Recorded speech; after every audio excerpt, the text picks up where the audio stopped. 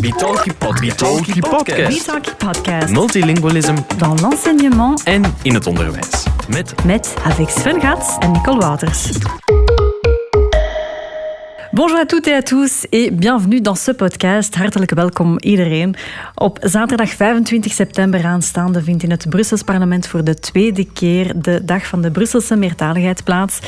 Vorig jaar was ondanks de coronamaatregelen de eerste dag ook wel een succes. Met de oprichting van de Raad voor Meertaligheid, de lancering van het platform voor meertaligheid Bitalki en de nodige animatie zoals de conversatietafels. L'année dernière fut, malgré les mesures Covid, un véritable succès et nous nous retrouverons très prochainement, ce 25 septembre, au Parlement bruxellois pour une deuxième édition de la journée bruxelloise du multilinguisme. Ook dit jaar is het programma van de tweede dag meer dan gevuld met als centraal thema het onderwijs, een workshop voor leerkrachten over meertaligheid in de school en een debat met VUB-rector Caroline Pauwels, de Brusselse burgemeester Philippe Cloos en natuurlijk ook met meneer de minister Sven Gats. L'éducation comme thème central, un atelier sur le multilinguisme à l'école pour les enseignants et un débat avec la recteure de la VUB Caroline Pauwels, le bourgmestre de la ville de Bruxelles et évidemment le ministre Gats. In deze podcast praten we over meertaligheid en onderwijs, het thema van de Dag van de Meertaligheid. Met onze twee gasten van vandaag. Hartelijk welkom. Bonjour. Merci de nous rejoindre, monsieur le ministre Sven Gats et Nicole Waters. Minister Sven Gats is sinds de regionale Brusselse verkiezingen van 2019 de bevoegde minister voor de promotie van de meertaligheid in het Brussels gewest. Een bevoegdheid die voor het eerst in Brussel, in België en in Europa aan een minister wordt toegekend. Dat is wel straf. Mm-hmm.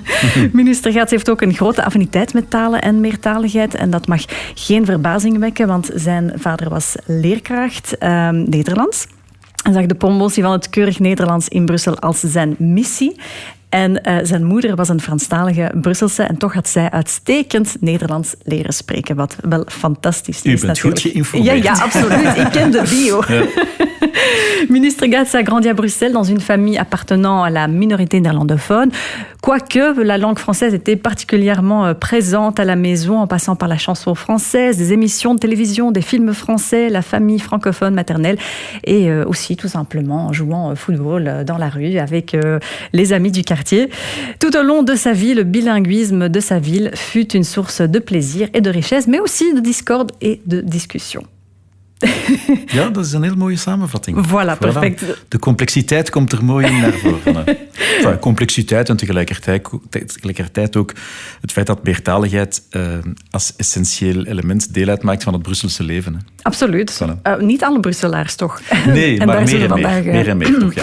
Absoluut. En daar zullen we vandaag natuurlijk meer over spreken. Madame Nicole Waters, enseignante dans une école bruxelloise entre 1974 et 1999. Vous avez ensuite continué en tant que conseillère pédagogique jusqu'à 2008. Ensuite, inspectrice dans les écoles primaires à Bruxelles entre 2008 et 2018. Vous êtes diplômée en sciences de l'éducation à l'université de Louvain en 2004. Militante depuis 2010 aussi auprès de Changement pour l'égalité, mouvement socio-pédagogique reconnu par l'éducation permanente, mieux connu aussi, vous êtes mieux connu pour votre publication Langage et réussite scolaire, pratique d'enseignement et français de scolarisation. Mevrouw Waters is vooral bekend om deze publicatie. En dit boek gaat niet over meertaligheid, maar analyseert de impact van beheersing van de taal, van het onderwijs op het leren van school. En het succes van de leerlingen. Ik zie ook al knikkend, je vous vois aussi plein d'enthousiasme, Madame Waters. Ja, bedankt. Ja. Alors, on en parlera d'ici quelques instants. Mm-hmm. Tout d'abord, j'aimerais rentrer dans le vif du sujet, bien évidemment, avec cette journée du multilinguisme. Waarschijnlijk een evidentie voor u als minister natuurlijk, maar waarom deze dag van meertaligheid voor de Brusselaars? Wel, het is een van de elementen die we op de voorgrond willen zetten elk jaar om de meertaligheid in Brussel te benadrukken. De Brusselse regering heeft ervoor gekozen om de meertaligheid als iets positiefs te benaderen en als iets essentieels en daar ook een beleid aan te koppelen. En natuurlijk, als je from scratch, van nul begint met meertaligheid, er is natuurlijk meertaligheid al een stukje in het onderwijs, dan is de vraag wat je precies doet. En u hebt het daarnet gezegd, vorig jaar hebben we een raad voor meertaligheid opgericht en ook een platform, Bitalki, waar er heel veel informatie op te vinden is, om een soort basis te hebben van mensen die het beleid mee willen ondersteunen. En dit jaar hebben we gekozen om eigenlijk een thema te koppelen aan de dag voor meertaligheid, onderwijs. Dat kan volgend jaar ook economie of cultuur of een andere invalshoek zijn. Om toch telkens op de dag van meertaligheid een andere invalshoek te hebben. En ja, ik denk dat onderwijs nog altijd de tweelingbroer of de tweelingzus is van meertaligheid. Dus in die zin is het ook logisch dat we daarvoor gekozen hebben. Dat is de inhoudelijke benadering. We gaan dan kijken, maar hoe kun je het best werken met die meertaligheid in de scholen, de Nederlandstalige en de Franstalige en vice versa. En daarnaast is het ook wel de bedoeling van een soort netwerkmoment te creëren voor iedereen die in Brussel, maar ook in België, met meertaligheid bezig is, om die te kunnen bijeenbrengen. Hopelijk laten de omstandigheden het ons toe om zoveel mogelijk mensen toe te laten. En wat interessant is om te weten, het is dezelfde dag als de dag van de meertaligheid in het Europees Parlement. Dus we proberen daar toch ook een beetje met die elementen te spelen. En voilà, vorig jaar was het een beetje beperkt georganiseerd. Niet te veel mensen die aanwezig konden zijn. Ik hoop dat het dit jaar een grotere uitstraling kan hebben. We gaan ook bijvoorbeeld enkele projecten die we al hebben kunnen ondersteunen rond meertaligheid in Brussel, die dag openstellen voor het publiek om daar eens een kijkje te gaan nemen. Dus we hopen eigenlijk elk jaar, het is een beetje gelijk een sneeuwbaleffect of een steen in een vijver, dat we elk jaar meer impact met die dag voor meertaligheid kunnen creëren. Ja, dat hoop ik ook en ik ben er eigenlijk wel van overtuigd. Madame Nicole Waters, alors on parlait bien évidemment de votre publication à l'instant, mais avant de parler de tout ça, j'aimerais aussi connaître votre avis parce que vous êtes principalement concerné par l'intégration d'élèves d'origine culturelle étrangère. Comment se fait-il que la langue d'enseignement est une langue étrangère pour de nombreux élèves, que ce soit d'ailleurs en néerlandais ou en français? Alors, il faut d'abord savoir que ce concept de langue d'enseignement est assez récent dans l'univers de l'école. Les enseignants ne sont pas toujours très conscients que l'enseignement est un monde qui possède une langue qui lui est spécifique. C'est un petit peu comme dans n'importe quel métier. Chaque métier, que ce soit un carrossier, que ce soit un entrepreneur, que ce soit un ingénieur, chaque métier possède son contexte langagier particulier. Et l'école est un de ces contextes.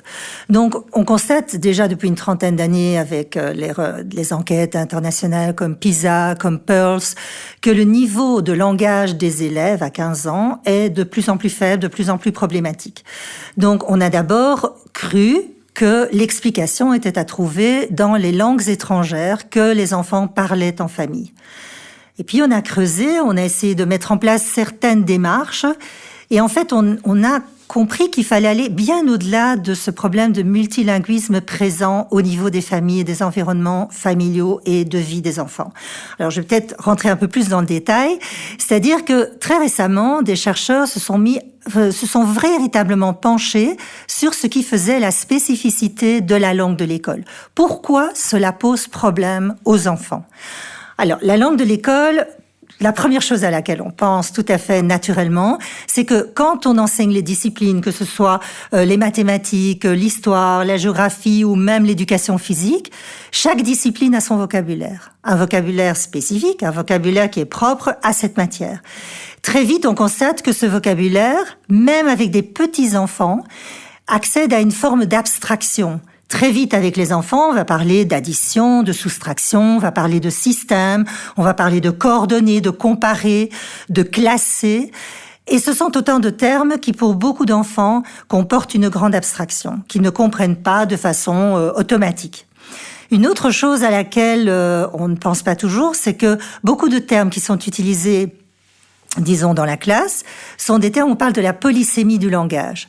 Par exemple, si on parle d'opérations mathématiques, pour les enfants dans leur quotidien, une opération, ben oui, maman a été opérée ou mon petit frère a été opéré des amygdales. Et donc, entre la connaissance que l'enfant a du mot opération ou du verbe opérer, c'est extrêmement différent de l'opération mathématique. Et donc, l'enseignant qui, lui, est imprégné de son cours, est imprégné de sa leçon, ne se rend pas toujours compte que cela pose problème pour de très nombreux enfants. Donc c'est l'aspect du vocabulaire, l'aspect des textes aussi. Les textes disciplinaires sont très complexes, sont très diversifiés. À la fois, on va présenter aux enfants des textes sous forme de tableaux, sous forme de schémas, sous forme de textes continus, sous forme de consignes ou d'énoncés. Donc il y a énormément de variétés dans les supports écrits et oraux qui sont utilisés en classe. Ça, c'est un premier volet de difficulté. Un second volet de difficulté, c'est que de plus en plus, on parle de compétences à l'école, de développer des compétences chez les enfants. Ça signifie qu'on demande aux enfants de comparer, de justifier, d'expliquer, de verbaliser leur méthode, leur manière de faire. Et beaucoup d'enfants n'y sont pas habitués. Donc, ça pose toutes les démarches mentales qu'on leur demande de verbaliser. Ce sont vraiment des démarches qui demandent des connaissances linguistiques, une maîtrise langagière. Et le troisième volet de difficulté, si je puis dire, c'est celui qu'on va demander à l'enfant d'apprendre, mais dans le but de devenir autonome. C'est-à-dire de comprendre lui-même les énoncés, de comprendre lui-même les tâches, de pouvoir comprendre les questions d'évaluation. Et donc, ça signifie qu'il doit vraiment s'approprier la maîtrise langagière pour pouvoir véritablement trouver sa place à l'école et puis plus tard trouver sa place dans la société. C'est-à-dire être en capacité de vraiment formuler sa pensée, donner un avis divergent, défendre des avis divergents, etc., etc. Et donc, voilà un ensemble de difficultés qui sont propres à la langue scolaire et qui font que même pour un enfant francophone, ça peut poser des difficultés. Ok. D'accord, c'est assez intéressant. J'aimerais bien avoir votre avis en tant que ministre. Je ne sais pas si vous avez envie de réagir par rapport à ça. Wel, er zijn twee elementen die ik daaraan wil koppelen. Heel de discussie die we nu hebben, pedagogisch, en daar heeft mevrouw Wouters helemaal gelijk, die nu maar pas echt naar boven begint te komen, hoe we daar de beste antwoorden op kunnen geven. We zijn al een tijdje bezig, er zijn ondersteuningsmogelijkheden. Dat is waar we nu eigenlijk moeten geraken. Met dan nog dien verstande dat het anders is om bijvoorbeeld het Nederlands te geven in een klas vol Franstalige kinderen die Nederlands moeten leren, dan immersie te geven Engels in een klas met Franstalige kinderen. Dus er zijn daarin nog die nuances. En heel de discussie gaat nu een stukje politiek, maar ook pedagogisch over de doelstellingen, de doeltalen, de talen die men moet leren eigenlijk. Frans, Nederlands. Wij willen ook Engels een stukje daarin inbrengen. En het gebruik daarvan mogelijk, van de thuistalen, dat is een interessante discussie. Want op het eerste zicht lijkt het alsof dat een thuistaal het leren van de doeltaal Nederlands of Frans verhindert, maar dat is niet zo.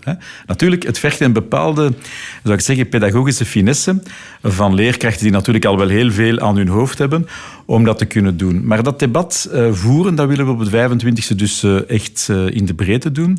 En daarnaast proberen we ook, het is work in progress, het is nu het 4e jaar dat we het doen, de samenwerking tussen 2 hogescholen voor de vorming van leerkrachten, de Erasmus Hogeschool en de Haute École Francisco Ferrer, om daar toch ook een gezamenlijke poot aan te hebben. Dat de leerlingen, of de studenten eigenlijk beter, elkaar regelmatig ontmoeten. En dat er toch iets ontstaat als een soort know-how rond tweetalige lerarenopleiding. Dus dat zijn 2 zaken die we toch aan het doen zijn. Dus het debat verbreden. Onder pedagogen moet het zeker gevoerd worden, maar het is ook goed dat het debat breder gaat. De bewustwording daarvan.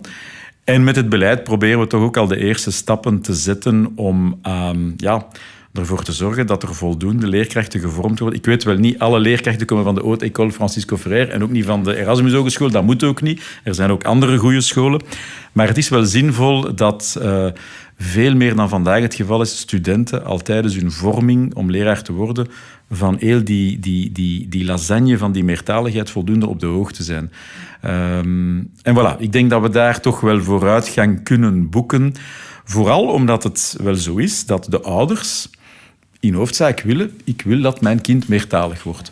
Tout court, als een soort abstract doel, maar ook als een doel om meer kansen te hebben in het leven, makkelijker aan een job te geraken. Dus wij moeten daar als politici toch ook wel antwoorden op vinden. En voilà, ik hoop dat we tot bijkomende stappen of inzichten kunnen komen op die dag van de meertaligheid. En dat we vooral de denkoefening gezamenlijker gaan doen. Ja, hier is het Franstalig onderwijs met zijn decreten en eindtermen, doelstellingen en het Nederlandstalig onderwijs. Maar er zijn veel meer uitwisselingen die we kunnen doen dan vandaag eigenlijk gebeurt. Uiteraard.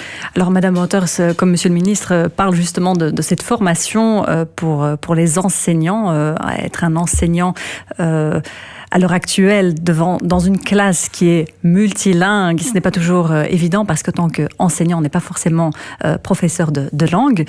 En parlant justement de cette formation bilingue, qu'en pensez-vous? Comment penser en termes justement, vous qui êtes sur le terrain, qu'en pensez-vous? Comment soutenir les enseignants? Qu'est-ce qu'on attend finalement des ministres et qu'est-ce qu'on peut demander autant qu'enseignant? Alors j'entendais bien, disons, tout le débat qui est autour de promouvoir le multilinguisme, mais ça veut dire connaître les langues jusqu'où? Ça, c'est une très bonne question. Quel est le niveau de ouais. maîtrise que l'on espère développer dans un contexte multilingue? Donc c'est une grosse question. Hein. Alors il est difficile d'y répondre en 2 secondes, mais je dirais que globalement, il y a 2 aspects qui me semblent vraiment importants à faire prendre conscience aux enseignants. C'est d'abord que si l'on veut qu'un enfant développe, disons, réussisse à l'école, il faut absolument qu'il maîtrise une langue de base à un certain niveau, que ce soit le flamand, le néerlandais, l'allemand. Il est vraiment important que cette langue soit développée dès l'entrée en maternelle pour que cet enfant puisse accéder à l'abstraction, à la complexité des différentes disciplines qui sont enseignées dans les classes. Donc là, ça demande de l'enseignant, qu'il soit néerlandophone ou francophone à la base, qu'il soit dans un contexte d'immersion ou pas, ça lui demande en tout cas d'être très attentif à la façon dont il va tout mettre en place pour développer la langue de l'enseignement auprès des enfants. Donc c'est pas simplement être un modèle d'enseignement, bien que c'est extrêmement important. On doit même commencer par là, c'est-à-dire que tout enseignant doit être conscient que quand il s'adresse à ses élèves, même s'il est dans un contexte très compliqué, avec des enfants qui maîtrisent très très mal la langue, il est essentiel qu'il garde un modèle linguistique de très haute qualité, très ambitieux. Alors ça ne veut pas dire qu'il ne veut pas essayer de se faire comprendre des élèves, mais grâce à ces stratégies d'enseignants, il doit vraiment, au fur et à mesure de l'année et au fur et à mesure des années, induire chez les enfants l'habitude de parler avec précision, de parler avec rigueur, de parler pour développer avec justesse la pensée. Ce qu'on veut dire, on va essayer de le communiquer correctement aux autres et être attentif à se faire comprendre. Donc, les enseignants doivent être eux-mêmes, je veux dire, des passionnés de la langue. Et même quand ils enseignent leurs cours de mathématiques ou leurs cours de sciences, je veux dire être sensibles à la dimension langagère de tout ce qu'ils enseignent. Ça, c'est vraiment essentiel. Mais ça ne peut pas passer non plus par, j'ai envie de dire, je crois que c'est l'expression qu'utilisait une chercheuse française, ça ne peut pas passer par le massacre de langue familiale. Donc, il y a de plus en plus maintenant, en tout cas je connais mieux, disons, le monde de la recherche francophone et anglophone, mais de plus en plus il y a des expériences qui se font dans les classes, on appelle cela apprendre avec les langues, apprendre à partir de sa langue, en comparant les langues. Je pense à Nathalie Auger en France notamment, qui a publié énormément à ce sujet, ou bien Christine Hello aussi, qui parle du plurilinguisme dans les écoles. Et des tentatives ont été faites pour justement valoriser les langues familiales des enfants au sein des classes. Ce n'est pas contradictoire avec ma première présentation. C'est-à-dire que ça semble être contradictoire. Ça semble intuitivement pour beaucoup de gens. Et ça ne l'est pas. Ouais. Et ça ne l'est pas. Parce que en même temps, on peut être ambitieux par rapport à la langue dans laquelle on enseigne, mais on sait très bien qu'un enfant va rentrer dans cet appétit de la langue s'il ne se sent pas brimé dans sa culture première. Donc, s'il se sent valorisé au contraire parce qu'il est déjà bilingue ou trilingue de par sa famille, c'est extraordinaire ce qui peut se passer. Donc, pour être plus concrète, c'est vrai que je suis moi-même bruxelloise et j'habite dans un milieu très, très hétérogène, à Evere, pour ne pas citer, mais donc c'est une commune où se côtoient absolument toutes les langues bruxelloises, et je crois qu'il y en a plus d'une centaine. Je suis fascinée tous les jours quand je rencontre de petits enfants qui déjà se débrouillent très très bien dans plusieurs langues. Et je suis désolée parce que j'ai l'impression qu'on a là un potentiel de compétences intellectuelles qui est complètement gaspillée. En fait, on n'en fait rien. La plupart du temps, ces enfants arrivent à l'école et au lieu de valoriser leur multilinguisme naturel, au contraire, on le voit comme une source de difficulté pour apprendre à l'école. Et donc là, il y a vraiment un enjeu qui fait que il est vraiment important qu'on bascule vers une autre appréhension de ce que c'est qu'une société multilingue. C'est indispensable, on ne peut plus faire autrement. Alors, pour donner un exemple, quand on est vraiment dans le cours de langue, que ce soit flamand ou français, c'est le cours de français, le cours de grammaire, on peut très bien demander aux enfants, si on aborde, par exemple, la structure négative ou la structure d'une proposition complexe, on peut demander, tiens, mais toi, quelle langue parles-tu à la maison? Ah, polonais, russe, wolof, arabe, turc. Comment est-ce que ça se passe dans ta langue? Comment est-ce que toi, dans ta langue, tu dis non? Comment est-ce que tu utilises la négation dans ta langue? Et pour l'avoir vu vivre dans des classes à Bruxelles, les enfants, en fait, sont passionnés par cette démarche de comparaison langagière. Le seul qui est peut-être un peu moins passionné, c'est l'enseignant. Parce que l'enseignant ne maîtrise absolument pas la situation. Lui ne connaît ni le polonais, ni le russe, ni le wolof, ni le turc, ni l'arabe.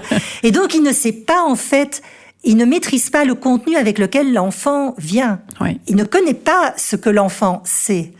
Et donc, il ne peut faire que confiance à l'enfant. Mais quand on voit les réactions des enfants qui se mettent à comparer entre eux, tiens, moi, je crois qu'on dit yok en turc, ou bien nen, hen, ou no en anglais, où est-ce que je mets la négation? Tiens, moi, je la mets devant, moi, je la mets derrière. Chez moi, ça se met autrement, je conjugue le verbe autrement. En fait, les enfants sont absolument passionnés par cette démarche.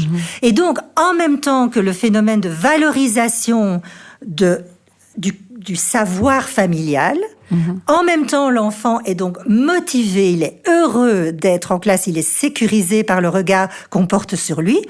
Et donc, lui demande qu'une seule chose, c'est de continuer à apprendre. Et donc, si on est exigeant avec lui dans la langue de l'enseignement, il suivra. Tout à fait. Il suivra. Donc, je crois que les deux se complètent à merveille. Alors là, on parle bien évidemment des premières années, ou en tout cas de l'école, de toute la scolarité jusqu'à 18 ans. Maintenant, j'aimerais bien aussi d'avoir votre avis à partir de 18 ans. Want uw streefdoel, ook als minister, is dat alle Brusselse jongeren op 18-jarige leeftijd tenminste het Nederlands, het Frans en het Engels ook wel tot een bepaalde gradatie ook machtig zijn. Hoe gaat u dit aanpakken? Want dat is een heel moeilijke... In principe moet ik zeggen, ik kan het niet doen omdat ik geen minister van Onderwijs ben. Hè. En uiteraard weet ik dat er bepaalde paden in het Franstalig onderwijs, bijvoorbeeld immersie als belangrijkste hefboom, bestaan om dat te kunnen doen. Hè. Maar niet alle kinderen zitten in een immersieschool. Dat is ook heel het debat van, hè, is het voor een elite of doen we het voor iedereen? En wij hebben in het Nederlandstalig onderwijs ook wel een aantal zaken, hè, zoals vakken in bijvoorbeeld geschiedenis in het Frans of aardrijkskunde in het Engels geven, of herhalingslessen, of bepaalde vrije uren die men ook kan gebruiken voor een vorm van immersie. Maar die sporen hebben natuurlijk allemaal een bepaalde beperking als men niet de basis in acht neemt die mevrouw Wouters juist beschreven heeft. Ze heeft twee dingen gezegd die heel belangrijk zijn. Er moet toch ergens een stuk een basistaal zijn waarvan men kan vertrekken en die zo sterk mogelijk ontwikkeld is. En anderzijds moet men durven de ruimte geven aan de veeltaligheid in de klas om de bruggetjes te maken tussen de verschillende talen. Als je die twee dingen goed in het oog houdt als leerkracht, kun je natuurlijk heel ver geraken. En ik denk dat we ook moeten aanvaarden, als we natuurlijk bijkomende impulsen voor die meertaligheid in zoveel mogelijk klassen en scholen kunnen geven in Brussel, dat er niet één weg die zaligmakend is, die naar meertaligheid leidt. Die basis wel. De basis van mevrouw Wouters, die is volgens mij universeel en daar zijn eigenlijk ook, om zo te zeggen, alle pedagogen het vandaag over eens. 20, 30 jaar geleden niet noodzakelijk, hè, maar de nieuwe inzichten geven dat eigenlijk aan. Maar voor sommige kinderen zal het inderdaad gemakkelijker en beter zijn om via die immersie te werken. Voor anderen zal het met parascolaire activiteiten zijn. Dus er gaan gradaties zijn in de kennis van meertaligheid van verschillende leerlingen, kinderen, Brusselaars. Dus er bestaat niet zoiets als een ideaal model van meertaligheid. We denken dat. En uiteraard, er zijn taalgenieën. Hè. Soms spelen ze zelfs voetbal. Romelu Lukaku spreekt 7 talen. Hè. Ongelooflijk. Als je die man ziet, dan zeg je van... ik met mijn 3 talen of 3,5 talen. Maar we moeten niet allemaal zo goed praten. Alleen het idee van te beseffen als Brusselaar dat hoe meer talen je spreekt, hoe meer interacties en relaties en vriendschappen, hè, want daar gaat het over, je kunt hebben. En hoe interessanter het ook is economisch in je leven om daarna veel meer deuren te kunnen opendoen. Daar gaat het mij over. En dus in die zin... Ja, ik hoop dat we de 2 ministers van Onderwijs, meneer Wijts en mevrouw Desir... Ik zal daar proberen voor te zorgen dat we die ook een aantal keer samen kunnen krijgen en dat we uitwisseling kunnen hebben van leerkrachten of uitwisseling van leerlingen gedurende korte tijd in verschillende scholen, dat kan ook, om die bewustwording te vergroten. Maar anderzijds, zou ik zeggen, de echte tools, de echte hefbomen voor de leerlingen zitten natuurlijk bij de leerkrachten binnen de pedagogische programma's. Hè. Maar ik denk dat er, zou ik zeggen, nog veel is dat we onbenoemd laten rond meertaligheid. En daarom is het goed op een dag van meertaligheid van iedereen samen te brengen. En zoveel mogelijk, zou ik zeggen, stimuli en interacties te hebben. Dus ik hoop, want met COVID is het moeilijk geweest, dat we als de scholen een beetje terug op hun effen zijn, dat kan nog wel een half schooljaar duren. Ik hoop dat de scholen vlot kunnen starten en vlot kunnen blijven gaan. Als er daarna een beetje ruimte komt voor bijkomende pedagogische projecten, dat we ook meer scholen kunnen overtuigen om uitwisselingsprojecten te doen. Het gebeurt al, maar nog te weinig. En dat kan ook juist die bewustwording rond meertaligheid nog vergroten. En niet iedereen in zijn eigen kanaal met zijn know-how. Dus het is een beetje een kwestie van de muren tussen de scholen te slopen. De leerlingen hebben dat al minder. Hè. Die komen elkaar meer tegen. Maar ik denk dat we de 2 systemen toch een beetje dichter bij elkaar moeten brengen, Nederlands en Frans. Ja. Madame Wouters, on a beaucoup parlé des enseignants. J'aimerais aussi avoir votre avis concernant les enseignants envers les enfants, bien évidemment. Bien évidemment, on parle d'eux. Donc, comment les sécuriser, comment créer une situation sécuritaire et rassurante pour les enfants qui sont notre priorité. Donc, je sais que c'est très important pour vous et j'aimerais bien avoir votre avis par rapport à cela. Oui, le climat de classe, il est vraiment très, très important parce que si on ne se sent pas à l'aise, on ne parle pas. Et donc, c'est bien en parlant qu'on apprend à parler. Alors, je pense qu'il y a un aspect, effectivement, qui est très, très important en dehors de la langue, donc ce climat de sécurité, parce que il y a des enfants qui arrivent à l'école avec des habitudes langagières qui sont très différentes de celles de l'école. Et donc, ils sont très éloignés, en fait, des familles dans lesquelles peu scolarisées, avec des statuts extrêmement précaires, où l'on parle peu aux enfants ou de façon très pragmatique. On ne réfléchit pas forcément en termes de prise à distance du savoir, par exemple. Bon, oui, on va préparer, on va intégrer l'enfant dans les tâches ménagères, mais on ne va pas lui demander de réfléchir comme le feraient certains parents. Il y a des parents qui connaissent bien les codes de l'école et qui vont donc tout faire depuis la naissance pour préparer leur enfant à l'entrée dans l'école. Il y a des familles qui sont plus éloignées du monde scolaire et donc qui ont du mal à préparer les enfants. Donc, c'est une véritable acculturation. Je veux dire, en dehors de la langue en tant que telle, c'est la manière dont je m'exprime, quand est-ce que je m'exprime, pourquoi est-ce que je m'exprime, est-ce que j'ose m'exprimer devant les autres. Et donc, pour moi, ce sont des bases, des préalables indispensables que l'enseignant doit créer dans la classe pour que tous les enfants puissent vraiment se sentir à l'aise, même en étant très maladroits, même au départ en ne disant rien, de se sentir accueillis dans la classe. Donc, il faut vraiment construire une communauté d'apprenants. Donc, en fait, ce que vous dites, c'est le social précède le linguistique, en fait.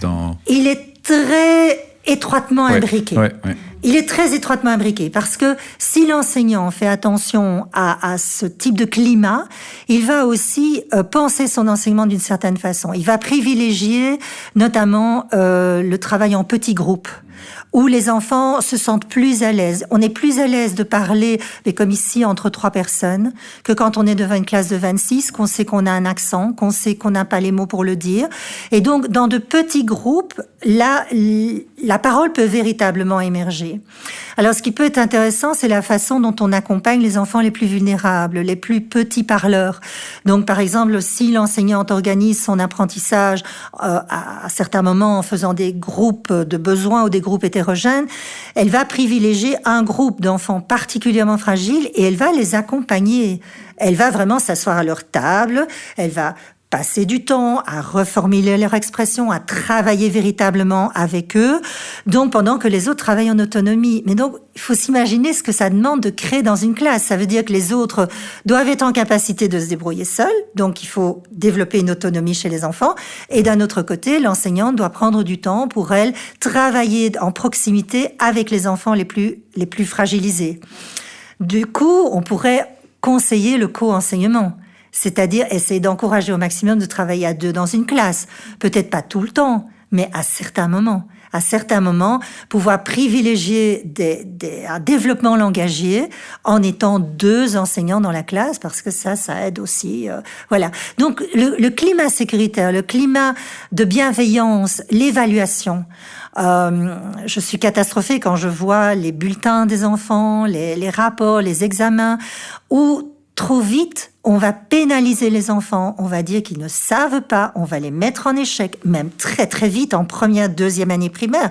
On va les mettre en échec alors qu'ils n'ont pas encore eu le temps d'apprendre. Pour pouvoir développer la langue, il faut plusieurs années. Et donc, comme le dit Piet van Avermaet, qui travaille à l'université de Gand, il le dit bien, il faut, pour pouvoir développer une politique du langage dans une école, il faut vraiment développer cette collaboration entre enseignants sur le long terme. On est tous responsables de la mise en place de la ou des langues chez les enfants. Mmh. Ce qui me frappe, c'est qu'effectivement, vous parlez de cette précarité, justement. Comment ça peut se traduire sur le terrain, sachant qu'effectivement, comme vous venez d'en parler, il y a certains élèves qui doivent finalement se débrouiller, puis d'autres qui ont besoin de nettement plus d'appui. Ça peut créer une certaine jalousie, ça peut créer des parents qui, d'un côté, ne comprennent pas un déséquilibre dans la classe de leurs enfants. Puis il y a des parents aussi, j'imagine, d'un autre côté, qui n'ont pas toujours les moyens d'être présents, d'être vraiment présents dans cette scolarité de leurs enfants. Donc, comment ça se traduit vraiment sur le terrain ? Alors, oui, la question, elle est multiple, donc je vais essayer de rentrer par l'une ou l'autre porte, mais je pense que, ce qui me paraît vraiment important, c'est que en tout cas, tant qu'on est en maternelle et primaire, personne n'est perdant. Personne n'est perdant. Si on prend le temps de développer le langage au travers des disciplines et un langage de haut niveau, si parallèlement on valorise les langues familiales des enfants, si chaque enfant se sent reconnu dans la classe, si on forme véritablement une communauté d'apprenants où on est chacun co-responsable, je sais que ça peut paraître idéaliste, mais c'est possible, à ce moment-là, toute activité peut être intéressante pour tout le monde. Exemple, quand je parlais tout à l'heure de petits groupes de travail, on peut différencier les consignes que l'on donne en fonction de la maîtrise des enfants dans les différents groupes. On peut mener une recherche un peu plus élaborée avec des enfants qui maîtrisent peut-être mieux le langage, pendant que l'enseignante va davantage être auprès des enfants les plus fragilisés. Donc, il y a dans cet échange permanent au niveau de la classe, et je pense surtout à l'école maternelle et primaire, où un enseignant est responsable de la classe pendant toute la durée de la journée, il y a des équilibres qui se font. Il y a des moments où on peut mettre, comme je le disais, des enfants face à des écrits qui sont plus complexes ou plus simples, plus adaptés. Donc, c'est ce qu'on appelle la différenciation pédagogique. Et on en parle depuis très très longtemps. Or ici, vu l'hétérogénéité des niveaux de langue qu'ont les enfants dans les classes, cela s'impose. En sachant néanmoins qu'il y a vraiment une grande prudence à avoir, c'est que il ne faut surtout pas que la différenciation accentue les écarts. Il faut faire très attention à la manière dont on gère cette différenciation pour ne pas creuser les inégalités entre les enfants. Et au contraire, faire en sorte que ça s'équilibre d'une certaine façon. On ne va pas gommer les inégalités sociales. On ne les gommera pas, on ne gommera pas les différences, mais on peut au moins essayer de les réduire par un travail, disons... Alors je pense aussi à tous les appuis qu'on peut trouver dans l'extrascolaire. Je pense notamment aux écoles de devoirs, une réelle collaboration avec les écoles de devoirs, avec des mouvements de jeunesse, avec des clubs sportifs, pourrait aussi participer de cette mise en langage des enfants. Donc c'est aussi travailler avec d'autres acteurs. Et je pense vraiment aux écoles de devoirs qui, pour moi, ont un rôle primordial. Et on demande encore trop aux écoles de devoirs de faire exactement comme tous les autres enfants doivent faire, c'est-à-dire leurs devoirs et leurs leçons. Alors qu'on pourrait vraiment consacrer, confier aux écoles de devoirs cette mission de travailler surtout la langue. Parce qu'à partir du moment où les enfants ont développé le langage, mais ils ont accès à quasi tout le reste. Pas tout le reste, mais quasi à tout le reste. Disons que c'est quand même une clé importante.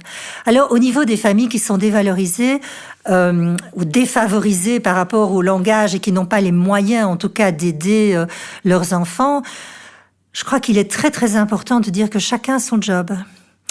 Ils ont le boulot d'être parents et pas d'être professeurs. Et donc, je crois que non, pas je crois. Je voudrais que tout le monde entende que la meilleure façon d'aider son enfant, c'est de continuer à parler le mieux possible la langue qu'on parle à la maison. Un conseil qui est souvent donné aux parents, c'est de dire à la maison, surtout, vous parlez le flamand ou le français. Et là, les chercheurs sont très, très sceptiques par rapport à ça, parce que quand les parents arabes, turcs, de langue africaine ou slave, peu importe, de langue étrangère, essayent de parler à tout prix le français avec leurs enfants, ils véhiculent automatiquement des erreurs, des imprécisions, des imperfections de langue. Et il vaut beaucoup mieux que l'enfant construise sa langue familiale de la manière la plus correcte possible, qu'elle soit complétée par une langue la plus correcte possible, qui est la langue de l'enseignement. Et alors, les deux peuvent se rencontrer. Il faut juste accepter que cela prend un peu de temps. Un peu plus de temps que si les enfants arrivent déjà avec des maîtrises langagères tout à fait telles que l'école les espère, mais qui n'arrivent quand même pas si souvent que cela. Ik vind het prachtig verwoord en ik zou het fantastisch ook vinden, zouden alle leerkrachten en directeurs ook wel in dezelfde gedachtegang zitten. Misschien om af te ronden, meneer de minister, u hebt ook een brochure gemaakt voor de leerkrachten. Kan u daar wat meer over vertellen? Wel, eigenlijk is de bedoeling om juist de dingen die wij hier vandaag aan het bespreken zijn, een stukje in een universele roadmap, brochure, pedagogische tool te gieten, zowel voor het Franstalig als het Nederlandstalig onderwijs. Uiteraard zijn er de eigen mogelijkheden die er zijn binnen elk onderwijssysteem, maar de bewustwording van hoe je met die meertaligheid op school omgaat, zoals we hier nu het laatste half uur besproken hebben, die willen we in een aantal principes meegeven aan alle scholen, in feite ook aan alle ouders, om dat meer en meer, zou ik het zeggen, gedeeld te laten worden, verworven te laten worden en ook de bewustwording daar rond. Dat kan een bescheiden doelstelling lijken, maar dat is ze niet. Omdat er zijn toch nog altijd vrij veel intuïtieve of tegenintuïtieve dingen die men denkt over meertaligheid. Terwijl hetgeen zeker mevrouw Wouters uitstekend verwoord heeft, de weg is om te volgen. En eenmaal je een weg volgt, is het best van die te blijven volgen. Van een bepaalde consistentie in een houding van een school en een leerkracht te hebben. Zowel sociaal, het welbevinden van de leerlingen, als qua kennisopbouw, de talenkennis, om die te kunnen hebben. En dus, voilà, dat is de eerste keer dat we dat gaan doen. Misschien zullen sommigen zeggen, mag het wat verder gaan? En dan zullen we zeggen, ja, maar u hebt als Nederlandstalige school daar die ondersteuning, of als Franstalige school daar die ondersteuning. Maar die basis willen we wel meegeven. Het is toch een heel klein beetje de eerste stap in closing the gap tussen het Nederlandstalige en het Franstalige onderwijs. Absoluut. Laat dat een bescheiden en tegelijkertijd een grote ambitie zijn. Dat is een fantastische boodschap natuurlijk. Qu'en pensez-vous de cette brochure? En tout cas, de toutes les manières possibles, inimaginables, toute démarche qui peut encourager vers ces maîtrises langagières, ces maîtrises des langues, d'une langue particulièrement, mais des langues, parce qu'on est dans cette société-là et que c'est indispensable. On a fait des recherches montrant à quel point ça avait un impact sur la capacité de créativité des enfants, la capacité d'adaptation des enfants. Donc, on ne peut plus faire fi de cette nécessité du multilinguisme. Donc, toute démarche qui peut l'encourager de quelque manière que ce soit, moi, je l'applaudis parce que voilà, ça fait 20 ans que je travaille sur la question et je vois à quel point il est difficile de faire évoluer les pratiques, etc. Il y a des peurs, il y a des inquiétudes énormes, de perdre la connaissance ou pas. Mais qu'est-ce que ça veut dire connaître, avoir la norme, atteindre la norme? Qu'est-ce que ça veut dire en termes de langage? Donc, ce qui compte, c'est de pouvoir permettre à chacun de trouver sa place dans la société, de pas fermer des portes parce qu'on ne connaît pas la langue ou les langues. C'est trop regrettable. Donc, il y a quelque chose à faire et donc, moi, je suis ravie qu'on m'ait proposé de faire partie de ce conseil pour la promotion du multilinguisme parce que franchement, étant bruxelloise et même étant belge tout court, c'est indispensable. Voilà. Je vous remercie d'avoir participé à cette conversation aujourd'hui, Avec Madame plaisir. Waters. Y a-t-il peut-être un mot de la fin pour vous? Enfin, on en parlait en préparation d'aujourd'hui, mais y a-t-il encore un long chemin à parcourir? Oui, je crois que le chemin est long. Oui. Oui, il est long comme tout apprentissage, mais je pense que les mentalités sont en train de changer. Et j'ai pu voir du côté francophone à quel point, après avoir vraiment essayé pendant de longues années certaines tentatives, certaines démarches, parfois comment un décret, une décision politique, même si elle n'est pas appliquée comme on le souhaiterait, peut faire soudain bouger les choses. Alors, je crois que oui, il y a à jumeler cette volonté politique, les pratiques de terrain, les responsabilités, et continuer à lancer le message vraiment au maximum, quoi. Meneer de minister, hebt u daar nog iets aan toe te voegen?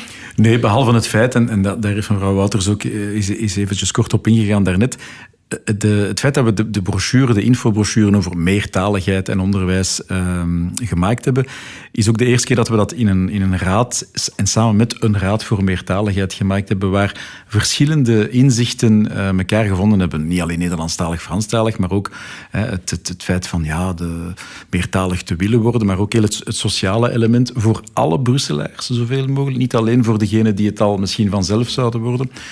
En dat is toch ook wel nieuw, dat we met verschillende inzichten, mensen van het terrein en academici, die opbouw gedaan hebben. Dus ik verwacht daar wel veel van. Maar inderdaad, goede ideeën hebben soms tijd nodig om te rijpen, maar we moeten er eens aan beginnen. En voilà, dat hebben we nu gedaan. Dat is duidelijk. Hartelijk dank, minister Svennegaerts et madame Wouters. Merci à vous deux pour cette conversation. De Dag van de Meertaligheid vindt dus op 25 september plaats van 9 uur 's morgens tot 4 uur in de namiddag in het Brussels parlement. De activiteiten zijn ook natuurlijk online te volgen, want wegens de COVID-maatregelen mag slechts een beperkt aantal deelnemers ook in het parlement zelf. La journée bruxelloise du multilinguisme aura lieu le samedi 25 septembre de 9 à 16 heures au Parlement bruxellois et les activités peuvent bien évidemment être suivies en ligne pour des raisons que vous connaissez entre-temps. Plus d'informations, meer informatie vind je ook op de website betalky.brussels. Betalky Podcast. Betalky Podcast.